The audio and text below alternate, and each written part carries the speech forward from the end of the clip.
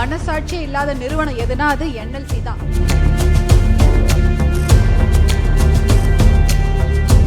விவசாயிகளுக்கு கண்டிப்பா சப்போர்ட்டா இருப்போம், மக்களுக்கும் சப்போர்ட்டா இருப்போம். அதே NLC நிறுவனம் அந்த மாதிரி இருக்காங்க அப்படின்னா அதுக்கான நடவடிக்கை இந்த அரசாங்கம் கண்டிப்பா எடுக்கும்.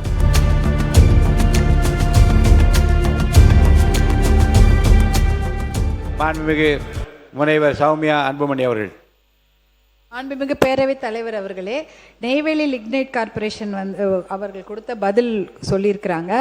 ஆனால் பார்த்தீங்கன்னா CSR கார்பரேட் சோஷியல் ரெஸ்பான்சிபிலிட்டிக்கு ஒரு சதவீதம் கொடுக்கணும். அதை மட்டும் அவங்க கொடுக்குறாங்களான்னு பாருங்கள், கிடையவே கிடையாது.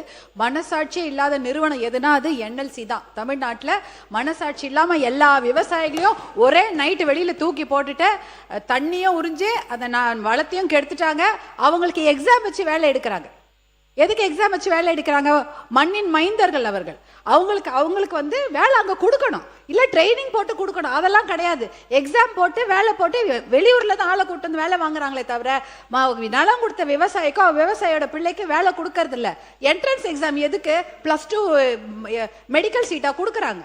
என்ட்ரன்ஸ் எக்ஸாம் கொடுத்து வேலை எடுத்துட்டு இருக்கிறாங்க. அதனால NLC கொடுக்குற எந்த தகவலுமே அது உண்மைக்கு புறமான தகவலாக தான் இருக்கும். CSR எவ்வளோ ஃபண்ட் அவங்க செலவு பண்ணியிருக்காங்கன்னு பாருங்க. அதுக்கு ஒரு கணக்கு கொடுப்பாங்க.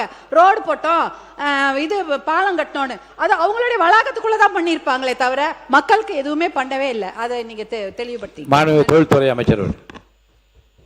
மாண்புமிகு பேரவைத் தலைவர் அவர்களே, இந்த NLC நிறுவனத்தை பற்றி உண்மையாகவே நிறைய பேர் நிறைய கோரிக்கைகள் வைக்கிறாங்க. முனைவர் அவர்கள் சொன்ன மாதிரி CSR ஃபண்ட்லேருந்து அவங்க ஒதுக்காமல் நிறைய பிரச்சனைகள் பண்ணியிருந்திருக்கலாம் இதுவரை.